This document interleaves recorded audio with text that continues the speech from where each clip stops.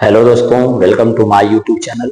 कैसे हैं आप सभी? उम्मीद करते हैं आप सभी अच्छे होंगे। दोस्तों, आज के सेशन में हम लोग बात करने वाले हैं क्लास 10th का जियोग्राफी। तो क्लास 10th का जियोग्राफी पढ़ेंगे। क्लास 10th का जियोग्राफी पढ़ेंगे दोस्तों। 2027 की हम लोग तैयारी कर रहे हैं बिहार बोर्ड। अध्याय 1 होगा। ठीक है, अध्याय क्या होगा? 1 होगा, संसाधन एवं उपयोग। इस चैप्टर को हम दोस्तों पढ़ने वाले हैं। ठीक है, इससे हालांकि मैंने पहले वाले जो वीडियो है उसमें आप लोग को पढ़ाया था। ठीक है, क्या पढ़ाया था? संसाधन, संसाधन के महत्व, संसाधन के महत्वपूर्ण बिंदु और उनके कार्य। साथ ही साथ मैंने ये भी पढ़ाया था संसाधन के प्रकार भी पढ़ाया था कि संसाधन के 3 प्रकार होते हैं। तो आइए हम लोग समझने का प्रयास करते हैं। संसाधन के कई अपने अलग अलग भी प्रकार हैं जो अपने अपने सेक्टर में जाने जाते हैं। जैसे पहला है, नंबर दूसरा ध्यान समझिएगा, यानी उपलब्धता के आधार पर संसाधन के जो कितने प्रकार होते हैं? तो संसाधन के 2 प्रकार होते हैं। यानी उपलब्धता के आधार पर कितने प्रकार के संसाधन होते हैं? 2 प्रकार के संसाधन होते हैं। ठीक है, जैसे मैंने बोला, पहला का नाम है संपूर्णीय संसाधन। क्या नाम है? पहला का संपूर्णीय संसाधन और दूसरा का असंपूर्णीय संसाधन। ठीक है, तो पहला दोस्तों समझने का प्रयास करेंगे। वे संसाधन जिनकी निरंतर पूर्ति बनी रहती है ना। वे संसाधन जिनकी निरंतर निरंतर मतलब लगातार पूर्ति बनी रहती है, वो जल्दी समाप्त नहीं होते हैं। उदाहरण के लिए जैसे जल है दोस्तों। जल देखिए क्या है, लगातार है ना, भूमिगत जल खत्म होते हैं और पूरा निरंतर बनते रहते हैं। ठीक है, उसी तरह से सूर्य की प्रकाश ये निरंतर बनती रहती है, वायु निरंतर बनती है, वन्य निरंतर, एक नया वन्य है ना तुरंत उत्पन्न हो सकता है, बीज रहेगा तो। ठीक है, तो वैसे संसाधन जो है ना निरंतर क्या होती है, पूर्ति होती रहे, उसे क्या कहेंगे आप लोग? संपूर्णीय संसाधन। दूसरा है दोस्तों क्या? दूसरा है असंपूर्णीय संसाधन। तो वे संसाधन जो एक बार प्रयोग करने के बाद समाप्त हो जाते हैं या जिनकी उपलब्धता सीमित होती है। यानी वे संसाधन जिनका प्रयोग एक बार करने के बाद वो क्या होते हैं? समाप्त हो जाते हैं, या जिनकी उपलब्धता एक सीमित होती है, निश्चित होती है। ठीक है, तो उसे हम लोग क्या कहेंगे? असंपूर्णीय संसाधन। क्या कहते हैं? असंपूर्णीय संसाधन कहते हैं। तो ध्यान समझिएगा। जैसे उदाहरण के लिए है खनिज पदार्थ। दोस्तों, खनिज पदार्थ अगर एक बार प्रयोग हो गया और समाप्त हो गया तो उसको पुनः नहीं बनाया जा सकता। कोयला एक बार समाप्त हो गया, जल गया, तो उसको पुनः नहीं बनाया जा सकता है। ठीक है, कोयला हो गया। पेट्रोलियम, पेट्रोलियम एक बार जल गया, समाप्त हो गया, तो उसको पुनः नहीं बनाया जा सकता है। ठीक है, यहाँ तक आप लोग क्लियर होंगे। चलिए अगला टॉपिक को बढ़ते हैं। अगला टॉपिक को ध्यान से समझने का प्रयास करिएगा। और दोस्तों, ये समाप्त हो जाने के बाद हम क्या करेंगे? इसमें ऑब्जेक्टिव एमसीक्यू भी कराएंगे, ध्यान समझने का कोशिश करिएगा। ठीक है, तो चलिए, ये हो गया आपका है ना, किसके आधार पर संसाधन के प्रकार है? समापत्या के आधार पर। समपत्या के आधार पर संसाधन के 2 प्रकार होते हैं। समापत्या के आधार पर संसाधन कितने प्रकार? 2 प्रकार होते हैं। ठीक है, पहला होता है ना नवीकरणीय योग्य संसाधन। नवीकरणीय योग्य संसाधन वे संसाधन जिन्हें भौतिकी, रासायनिक अथवा यांत्रिकी प्रक्रियाओं द्वारा नवीनीकृत किया जाता है या उत्पन्न किया जाता है। नवीनीकृत यानी उत्पन्न करना, पुनः उत्पन्न किया जाता है ना, उसे क्या कहेंगे हम लोग? नवीकरणीय संसाधन कहेंगे। क्या कहेंगे? नवीकरणीय संसाधन कहेंगे। जैसे क्या है दोस्तों? उदाहरण के लिए पवन ऊर्जा, सौर ऊर्जा, जल, वन्य जीवन एवं वन, ये सभी क्या होते हैं? नवीकरणीय ऊर्जा होते हैं। यानी वे संसाधन जिन्हें भौतिकी एवं रासायनिक यांत्रिकों के द्वारा है ना निर्मित किया जा सकता है, यानी पुनः निर्माण किया जा सकता है, तो उसे हम लोग क्या बोलेंगे दोस्तों? नवीकरणीय योग्य है ना संसाधन बोलेंगे। दूसरा ध्यान समझिएगा, दूसरा होता है अनवीकरणीय योग्य संसाधन। वे संसाधन जिनका विकास जिनका विकास लंबे भूवैज्ञानिकों, जिसका विज्ञान लंबे भूवैज्ञानिकों अंतराल में होती है ना, यानी जिसका विकास जो है लंबे समय के बाद होती है। ठीक है, उसको क्या बोलेंगे? अनवीकरणीय योग्य संसाधन। उदाहरण के लिए दोस्तों खनिज एवं जीवाश्म ईंधन जो बने हैं, ये सभी क्या है ना लंबे समय के बाद बने। एक लंबे समय के बाद क्या होता है? इनका निर्माण होता है। थोड़ा सा यहाँ पर फैक्ट है, समझने का प्रयास करेंगे, विशेष बातें। पहला, खनिजों में कुछ है ना पुनः चक्रीय और कुछ अचक्रीय होते हैं। यानी खनिजों में कुछ ऐसे भी खनिज होते हैं जिनको पुनः चक्रित कर सकते हैं, यानी पुनः प्राप्त कर सकते हैं, लेकिन कुछ ऐसे भी खनिज होते हैं जिनको पुनः प्राप्त नहीं कर सकते हैं। ठीक है, जैसे देखिए धातुएं हैं तो उनको पुनः चक्रित कर सकते हैं, यानी धातु को पुनः शुद्ध करके एक नया धातु बनाया जा सकता है। जैसे मान लीजिए आपके घर पर कोई प्रकार का लोहा है या बाल्टी लोहे की है, उसको कबाड़ा में बेच देते हैं हम लोग, तो वो पुनः नया धातु बन जाता है, यानी नई पदार्थ बन जाती है उससे।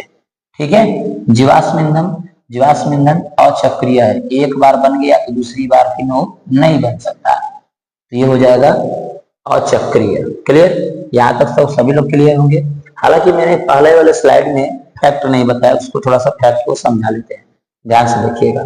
फैक्ट जो है पहला स्लाइड का समझिएगा, है ना, इसमें भी मैंने फैक्ट को लाया था, थोड़ा ध्यान दीजिएगा। देखिए, हाँ, इस फैक्ट को समझ लीजिए, याद रखें, क्या निरंतर पूर्ति, है ना, निरंतर जब पूर्ति करेगा, कोई भी चीज निरंतर पूर्ति हो रहा है तो उसको किसके अंतर्गत रखते हैं, समतुल्य के अंतर्गत, यानी समतुल्य संसाधन के अंतर्गत रखते हैं, ये वाला। और दूसरा क्या हो जाएगा, सीमित या समाप्त होने वाले, सीमित हो, एक निश्चित हो और समाप्त होने वाली हो तो उसको हम बोलते हैं असमतुल्य संसाधन। क्या बोलेंगे, असमतुल्य संसाधन। क्लियर है, चलिए अब आगे बढ़ते हैं हम लोग, ध्यान समझने का प्रयास करिएगा। आगे आगे दोस्तों क्या होता है, ध्यान समझिएगा। आगे होता है विकास के स्तर के आधार पर संसाधन के प्रकार, तो इसको समझने का प्रयास करिए, है ना। चलिए देखिए, नंबर 4 है विकास के स्तर के आधार पर संसाधन के प्रकार। विकास के स्तर के आधार पर संसाधन के 3 प्रकार होते हैं। कितने होते हैं, 3 प्रकार होते हैं। पहला, है ना, पहला का नाम है संभाव्य संसाधन, यानी वैसा संसाधन जो किसी क्षेत्र में उपलब्ध हो लेकिन अभी उसका पूरी तरह उपयोग नहीं किया जा गया हो। यानी संभाव्य संसाधन वे संसाधन होती है जो संसाधन किसी क्षेत्र में उपलब्ध हो लेकिन उसका प्रयोग अभी तक पूरी तरह से नहीं किया जाता। ठीक है, तो उसको क्या बोलिएगा, संभाव्य संसाधन बोलिएगा। ठीक है, उदाहरण के लिए दोस्तों ध्यान समझिएगा, भारत के पश्चिमी भाग, है ना, भारत के पश्चिमी भाग में विशेषकर राजस्थान और गुजरात में पवन एवं सौर ऊर्जा की अपार संभावनाएं हैं। यानी कहना है कि वैसा ऊर्जा जो ज्यादातर किसी क्षेत्र में उपलब्ध होना चाहिए लेकिन अभी उसका पूर्ति, है ना, उतना नहीं किया जाता है। ठीक है, तो उसको बोलते हैं संभाव्य, है ना, संभाव्य संसाधन। और उसमें आता है ना, ज्यादातर सौर ऊर्जा और पवन ऊर्जा, जिसका प्रयोग हम लोग आमतौर पर नहीं करते हैं लेकिन उनका पूर्ण विकास नहीं हुआ है। यानी वैसे संसाधन जिनका अभी तक पूर्ण विकास न हो, जिस क्षेत्रों में उनका पूर्ण विकास न हो, उसे हम लोग क्या कहेंगे, संभाव्य। क्या बोलेंगे, संभाव्य संसाधन बोलेंगे। क्लियर, चलिए अगला ध्यान समझने का प्रयास करिए। अगला प्रकार जो है संसाधन के, अगला होता है दोस्तों नंबर 2 है ना, नंबर 2 है ज्ञात संसाधन। क्या है, नंबर 2 में ज्ञात संसाधन है। तो वे संसाधन जिनका सर्वेक्षण किया जा चुका है और जिनकी मात्रा तथा उपयोग की गुणवत्ता निर्धारित की जा चुकी है। यानी वे संसाधन जिनका सर्वेक्षण किया जा चुका है, सर्वेक्षण यानी बच बचाव किया जा गया है, और जिनकी मात्रा जो है ना, गुणवत्ता के आधार पर, किसके आधार पर, गुणवत्ता के आधार पर क्या किया गया है ना, उसको अलग तरीका से दर्शाया गया है। ठीक है, तो वैसे संसाधन को हम लोग क्या कहेंगे, वैसे संसाधन को क्या बोलेंगे, ज्ञात संसाधन। क्या बोलेंगे, ज्ञात संसाधन। ठीक है, ये बात को समझ रहे होंगे। अगला कह रहा है कि सुरक्षित भंडार, है ना, अगला क्या है, सुरक्षित भंडार है। तो वे संसाधन जिनका उपयोग वर्तमान तकनीकी के द्वारा किया जा सकता है लेकिन उन्हें भविष्य के लिए सुरक्षित रखा जा सकता है। वे संसाधन जिसे वर्तमान में उपयोग किया जाता है, वर्तमान में क्या कहता है, उसका उपयोग किया जाता है, तथा, ठीक है, तथा भविष्य के लिए, क्या इसके लिए, भविष्य के लिए, आने वाला पीढ़ी के लिए सुरक्षित रखा गया हो, उसको क्या बोलेंगे हम लोग, सुरक्षित भंडार या सुरक्षित संसाधन बोलेंगे। क्लियर, समझ में आ रही है यहाँ तक? चलिए अब यहाँ पर देखिए, जैसे है, जैसे नदियों के जल से बिजली पैदा करना, तो नदियों के जल से जब बिजली हम लोग पैदा करते हैं तो क्या है, एक तरह का संसाधन, ठीक है। दूसरा, वनों की सिंचाई करना, यानी नदियों के बांध बनाकर वनों की क्या करते हैं हम लोग, सिंचाई करते हैं, जिसका प्रयोग भविष्य में किया जा सके, यानी इसका भविष्य में प्रयोग किया जा सकता है और किया भी जाता है, और उच्च मात्रा में इस समय के दैनिक जीवन में हो भी रहा है, ठीक है। तो इस तरह से संसाधन के कुल मुख्यतः कितने प्रकार हो गए दोस्तों, 13 प्रकार हो जाते हैं। आगे हम बढ़ते हैं, ध्यान से समझिएगा, तब आपको क्लियर समझ में अच्छे से आएगा। चलिए, स्वामित्व के आधार पर संसाधन के कितने प्रकार होते हैं दोस्तों, तो 4 प्रकार होते हैं, इसको भी समझना बहुत जरूरी है। स्वामित्व के आधार पर, तो देखिए स्वामित्व के आधार पर संसाधन, स्वामित्व के आधार पर संसाधन का मतलब 4 प्रकार होते हैं। स्वामित्व के आधार पर संसाधनों को 4 प्रकारों में, है ना, बांटा जाता है। इसके 4 प्रकारों में क्या कहता है, बांटा जाता है, ठीक है। पहला होता है नंबर 1 व्यक्तिगत संसाधन। पहला नंबर क्या होता है दोस्तों, व्यक्तिगत संसाधन। कह रहा है कि जिन संसाधनों पर किसी व्यक्ति या निजी स्वामित्व, है ना, निजी मालिक होता है, निजी स्वामित्व हो, उन्हें व्यक्तिगत संसाधन कहते हैं। देखिए वैसा संसाधन, है ना, जिस पर एक निजी व्यक्ति का क्या हो, अस्तित्व हो, निजी व्यक्ति का स्वामित्व हो, उसे निजी स्वामित्व कहते हैं, ठीक है, उसे निजी संसाधन कहते हैं। उदाहरण के लिए खेत हो जाएगा। देखो खेत दोस्तों क्या होता है, किसी निजी व्यक्ति का होता है, किसी विशेष व्यक्ति का होता है, ठीक है। उसी तरह से मकान किसी विशेष व्यक्ति का होता है, उसी तरह से प्लाट हो गया, उसी तरह से निजी कुआं हो गया, ये किसी निजी व्यक्ति, पर्सनल व्यक्ति का हो, ठीक है, जिस पर स्वामित्व अपना निजी प्रभाव डाले, निजी अपना हक रखे, ठीक है, तो उसे हम लोग क्या कहेंगे, है ना, व्यक्तिगत, है ना, क्या कहेंगे, व्यक्तिगत संसाधन कहेंगे। क्या कहेंगे, व्यक्तिगत संसाधन। क्लियर, यहाँ तक सब लोग क्लियर होंगे। चलिए आगे हम लोग बढ़ते हैं, ध्यान समझिएगा। और हम लोग थ्योरी करने के बाद एमसीक्यू भी करेंगे। थ्योरी करने के बाद क्या करेंगे, एमसीक्यू भी करेंगे दोस्तों। और एमसीक्यू जो है मोस्ट है, अब कई बार परीक्षा में पूछा गया है, इस प्रकार का एमसीक्यू मैं लेकर आया हूं। तो होता है, अगला होता है सामुदायिक स्वामित्व वाले संसाधन, ठीक है। समुदाय उस समय क्या था, निजी था, ठीक है। ये हो गया सामुदायिक। सामुदायिक मतलब एक से अधिक लोगों के द्वारा, है ना, जिन संसाधनों पर समुदाय के सभी सदस्यों का अधिकार होता है, उन्हें सामुदायिक संसाधन कहते हैं। जैसे उदाहरण के लिए गांव की चारागाह, गांव की चारागाह कौन सा संसाधन, सामुदायिक संसाधन, याद रखिएगा, क्योंकि आगे हम जब भी एमसीक्यू कराएंगे तो उसमें इस तरह का प्रश्न बनाया है, ठीक है। अगला बोल रहा है भूमि, तालाब, शमशान भूमि, सार्वजनिक पार्क और खेत के मैदान, ये सब क्या है दोस्तों, सामुदायिक स्वामित्व वाले संसाधन है। सामुदायिक स्वामित्व वाले क्या है, संसाधन है। क्लियर, चलिए आगे देखिएगा, आगे देखिएगा, राष्ट्रीय संसाधन। आगे क्या है, राष्ट्रीय संसाधन। राष्ट्रीय संसाधन कह रहा देश की सीमा के अंदर पाए जाने वाले सभी संसाधन जिन पर राष्ट्र का अधिकार होता है, उसे राष्ट्रीय संसाधन कहते हैं। यानी वैसा संसाधन जिस पर राष्ट्र का अधिकार होता है, उसे राष्ट्रीय संसाधन कहते हैं। जैसे खनिज, खनिज हो गया, वन हो गया, जल हो गया, है ना, वन्य जीव हो गए, और देश की भूमि हो गई, ठीक है। इन तमाम चीजों पर किसका हकदार होता है दोस्तों, राष्ट्र का होता है। इसलिए क्या बोलते हैं, राष्ट्रीय संसाधन। वे संसाधन जो राष्ट्र के प्रति, है ना, वे संसाधन जो राष्ट्र के प्रति, हाँ, जिस पर राष्ट्रों का क्या होता हो, अधिकार होता है, राष्ट्रों का क्या होता हो, अधिकार होता है, उसे हम लोग क्या बोलेंगे, राष्ट्रीय संसाधन बोलेंगे। क्या बोलेंगे, राष्ट्रीय संसाधन। चलिए आगे बढ़ते हैं, ध्यान समझिएगा। आगे है अंतरराष्ट्रीय, आगे है अंतरराष्ट्रीय। अंतरराष्ट्रीय संसाधन ऐसे संसाधन जिन पर किसी एक देश का अधिकार नहीं होता है और जिसका नियंत्रण अंतरराष्ट्रीय संस्थाओं के नियमों के अनुसार होता है, उसे अंतरराष्ट्रीय संसाधन कहलाता है। यानी, है ना, जो देश में क्या होता है, देश के, ठीक है, जो देश के अंदर नहीं, देश के बाहर, ठीक है, क्या करता हो, कार्य करता हो, उसे हम लोग क्या बोलेंगे, अंतरराष्ट्रीय संसाधन।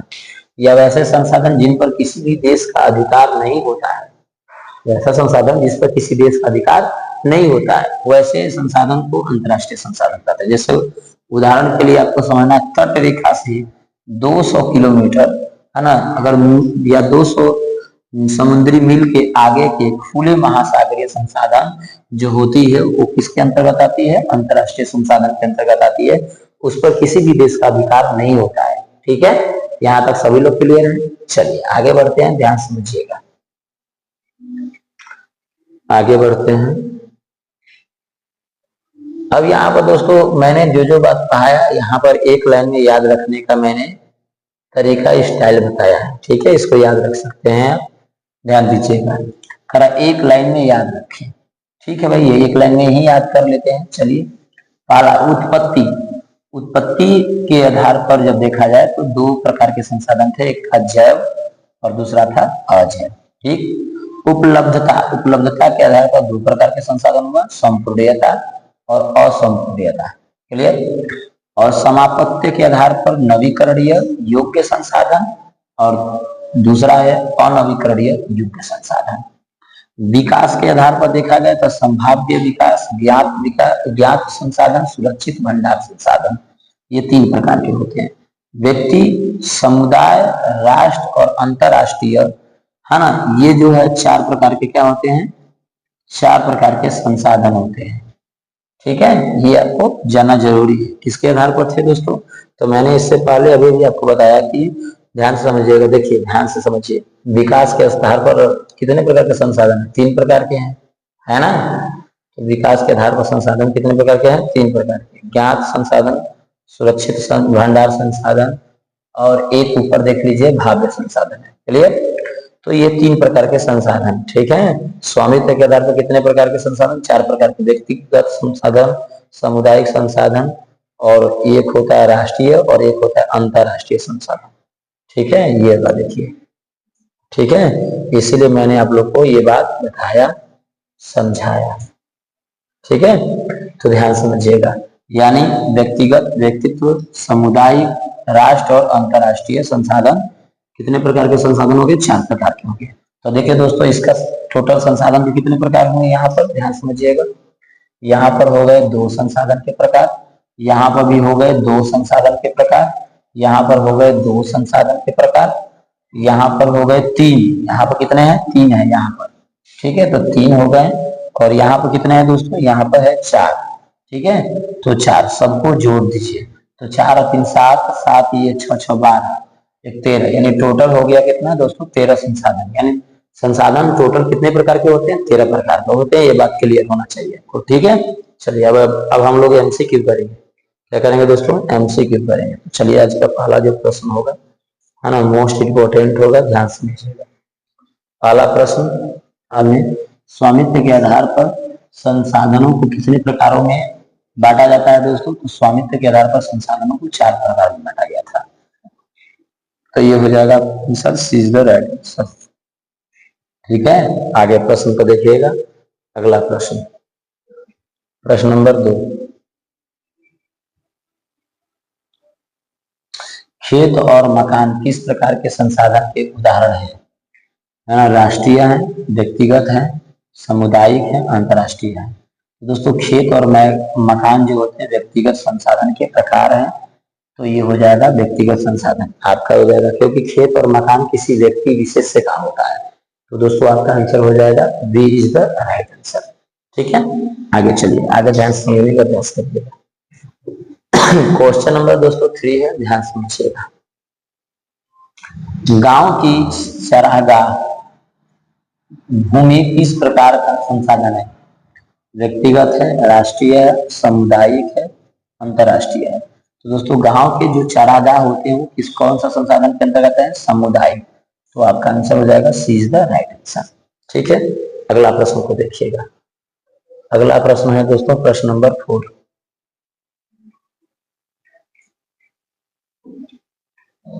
प्रश्न नंबर 4 कह रहा है कि सार्वजनिक पार्क और खेत के मैदान किस प्रकार के संसाधन है? व्यक्तिगत पार्क और खेत के मैदान किस प्रकार के संसाधन है?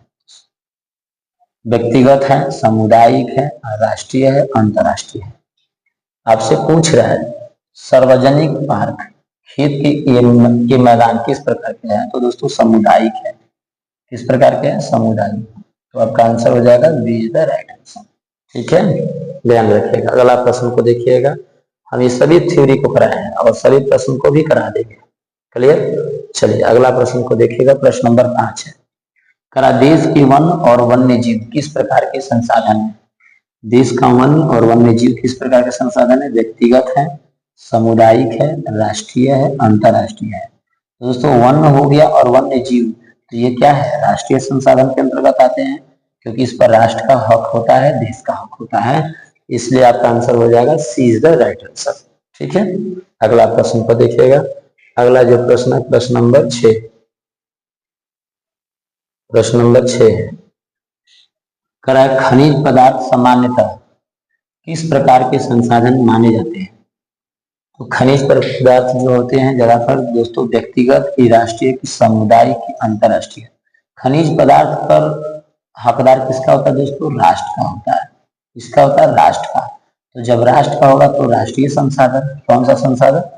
राष्ट्रीय हो जाएगा, है ना, राष्ट्रीय संसाधन। तो आपका आंसर हो जाएगा दोस्तों B is the right answer. ठीक है, अगला प्रश्न को देखिएगा। अगला प्रश्न है दोस्तों प्रश्न नंबर 7। प्रश्न नंबर 7 है, कर अंतरराष्ट्रीय संसाधनों का नियंत्रण किसके नियमों के अनुसार होता है? अंतरराष्ट्रीय संसाधनों का नियंत्रण किसके नियमों के अनुसार होता है? इसका कमेंट करके आप बताने का प्रयास करिए, देखते हैं। तो पहला ऑप्शन मुझे किसी एक व्यक्ति के, किसी एक गांव के, अंतरराष्ट्रीय संस्थाओं के, केवल राज्य सरकार के। जल्दी से बताइए, कमेंट करके फटाफट से बताइए इसका उत्तर क्या होगा। तो देखिए दोस्तों इसका हो जाएगा राष्ट्रीय संसाधनों का। राष्ट्रीय मतलब देश के बाहर के, किसी एक व्यक्ति के नहीं, ये तो हो नहीं सकता। किसी एक गांव के, ये भी नहीं हो सकता। राष्ट्रीय संस्थाओं के, हाँ ये हो सकता है। राष्ट्रीय संस्थाओं के द्वारा, है ना, उस संसाधनों का क्या किया जा सकता है? नियंत्रण किया जा सकता है। तो आपका आंसर हो जाएगा दोस्तों सी इज द राइट आंसर। आगे प्रश्न है प्रश्न नंबर 8 है, तट रेखा से कितनी समुद्री मील के आगे खुले महासागरीय संस्थाओं और किसी एक देश का अधिकार नहीं होता है? यहाँ पर दोस्तों होता है, टाइपिंग में मिस्टेक हो गया, होता है। ठीक है, तो 100 समुद्री मील, 150 समुद्री मील, 200 समुद्री मील, 250 समुद्री मील। तो आपका दोस्तों आंसर हो जाएगा सी इज द राइट आंसर। ठीक है, 200 समुद्री मील होगा। अगला प्रश्न को देखिएगा। अगला प्रश्न है प्रश्न नंबर 9। प्रश्न नंबर 9 है, प्रश्न नंबर 9 करा निजी कुआं किस प्रकार के संसाधन का उदाहरण है? व्यक्तिगत, सामुदायिक, राष्ट्रीय, अंतर्राष्ट्रीय। निजी कुआं का मतलब अपना कुआं, तो व्यक्तिगत, समुदाय का, है ना दोस्तों, प्रकार है, उदाहरण है। आपका आंसर हो जाएगा ए इज द राइट आंसर, व्यक्तिगत संसाधन। क्लियर? चलिए आगे बढ़ते हैं। आगे देखिएगा प्रश्न नंबर 10। प्रश्न नंबर 10 है, करा कि तालाब, शमशान भूमि और गांव की चारागाह भूमि किस श्रेणी में आते हैं?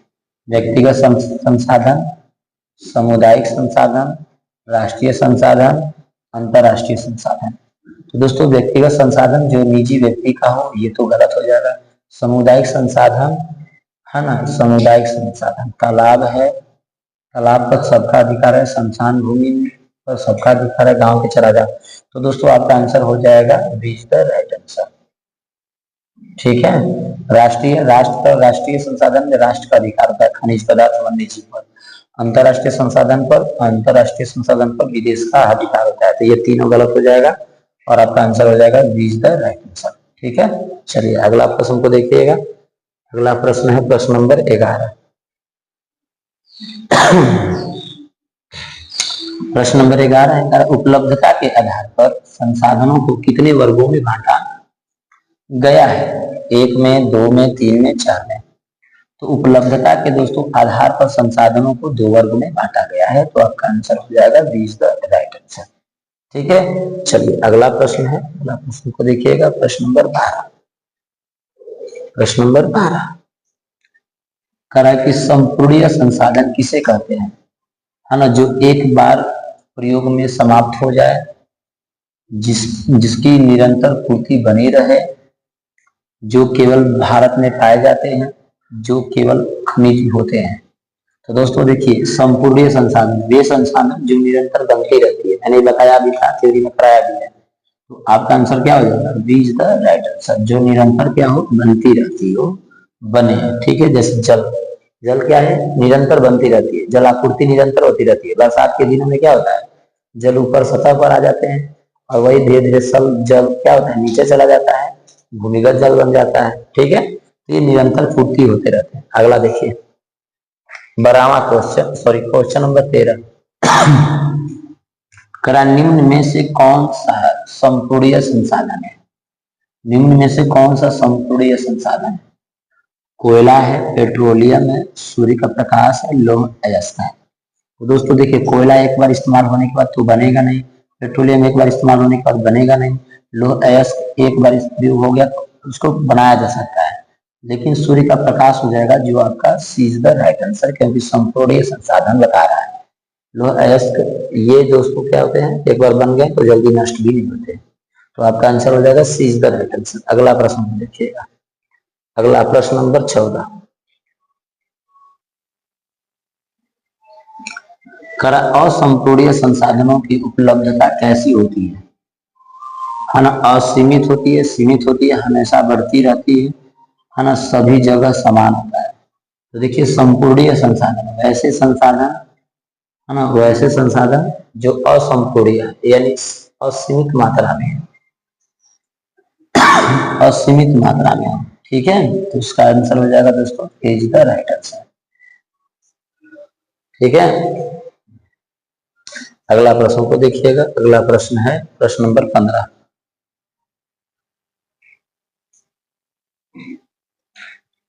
कराए निम्न में से कौन सा असंपूर्ण संसाधन है, वायु है, सूर्य का प्रकाश है, कोयला है कि जल है। ये आप बताइए, जल्दी से कमेंट करके बताने का प्रयास करिए फटाफट से सभी लोग, बहुत इजी प्रश्न मैं दिया हूं। तो दोस्तों इसका आंसर क्या हो जाएगा, वायु। वायु तो होगा नहीं, क्योंकि असंपूर्ण वायु तो हमेशा पूर्ति हो जाती है, सूर्य का प्रकाश भी हमेशा पूर्ति हो जाती है। ठीक है, कोयला, कोयला दोस्तों एक बार उपयोग करने के बाद ये बन नहीं सकता, इसलिए आपका आंसर हो जाएगा सी इज द राइट आंसर। जल दोस्तों उपयोग करिएगा तो पुनः बन जाएगा, तो ये भी नहीं होगा, सी आपका हो जाएगा आंसर। चलिए आगे प्रश्न को देखिए, प्रश्न नंबर 16 देखिए, समापत्य के आधार पर संसाधन कितने भागों में बटा गया है, 2, नवीकरणीय, अनवीकरणीय। हाँ, तो आइए, समापत्य के आधार पर संसाधनों को कितने भागों में बांटा गया है, तो समापत्य के आधार पर संसाधनों को 2 में कि 3 में कि 4 में कि 5 में। तो दोस्तों समापत्य के आधार पर संसाधनों को 2 में बांटा गया है, तो आपका आंसर हो जाएगा दोस्तों इज द राइट आंसर, नवीकरणीय संसाधन और अनवीकरणीय संसाधन, इसके आधार पर 2 भाग में बटा है। ठीक है, तो क्वेश्चन नंबर दोस्तों 17 है, ध्यान समझने का प्रयास करिएगा। करा नवीकरणीय योग्य संसाधन वे हैं जिन्हें कभी पुनः प्राप्त नहीं किया जा सकता, ये तो दोस्तों गलत हो गया। पुनः उत्पन्न किया जा सकता है, ये दोस्तों सही लग रहा है। आगे देखते हैं, केवल आयात किया जा सकता है, ये तो गलत है। केवल खनन से प्राप्त किया जा सकता है, ये भी गलत है। तो दोस्तों आपका आंसर हो जाएगा पुनः उत्पन्न किया जा सकता है, तो आप बी की ओर जाओगे, आपका आंसर हो जाएगा B is the right answer. ठीक है, अगला प्रश्न को देखिए, प्रश्न नंबर दोस्तों 18, प्रश्न नंबर 18 है, करा निम्न में से कौन सा नवीकरणीय योग्य संसाधन है, पेट्रोलियम है, कोयला है, सौर ऊर्जा है, प्राकृतिक गैस है।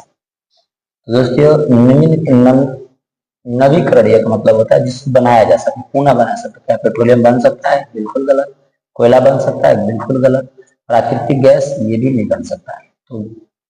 तो दोस्तों आपका क्या हो जाएगा आंसर, सौर ऊर्जा। तो आपका आंसर हो जाएगा सी इज द राइट आंसर। ठीक है, ये आपका हो जाएगा सी इज द राइट आंसर। तो दोस्तों क्वेश्चन नंबर जो है 19 से ध्यान समझिएगा। और नवीकरणीय योग्य संसाधनों का विकास किस अवधि में होता है? कुछ दिनों में, कुछ वर्षों में, लंबे भू वैज्ञानिक अंतरालों में, एक महीनों में। तो दोस्तों यहाँ पर आपको ये समझना है कि है ना, लंबे भू वैज्ञानिक अंतरालों में होता है। तो आपका आंसर हो जाएगा सी इज द राइट आंसर। ठीक है, क्योंकि अनवीकरणीय ऊर्जा का है। अगला प्रश्न है और लास्ट है ये टॉपिक का। ठीक है, चलिए अगला प्रश्न, क्वेश्चन नंबर 20। निम्न में से कौन सा अनवीकरणीय योग्य संसाधन है? पवन ऊर्जा है, सौर ऊर्जा है, जीवाश्म ईंधन है कि जल है? दोस्तों इसको आपको बताना है, कमेंट करके फटाफट से बताइए, जल्दी से तगड़ा कमेंट करिए। तो इसका उत्तर फटाफट से बताइए। तो मैंने आप लोग को बताया था कि अनवीकरणीय बात करेगा तो आपको खनिज होना चाहिए या जीवाश्म ईंधन। तो खनिज तो दिया नहीं, पवन ऊर्जा दिया तो ये तो गलत हो जाएगा। सौर ऊर्जा ये भी गलत। खनिज या जीवाश्म ईंधन, तो जीवाश्म ईंधन दिया है दोस्तों, तो आपका आंसर हो जाएगा सी इज द राइट आंसर। जल भी नहीं होगा। तो दोस्तों उम्मीद करते हैं आप लोग मेरी बातों को अच्छे से समझ गए होंगे। वीडियो तो क्लास कैसा लगा आप लोग जरूर कमेंट करके बताने का प्रयास करिएगा। मिलते हैं दोस्तों नेक्स्ट वीडियो में, एक नए वीडियो के साथ मिलेंगे। जय हिंद।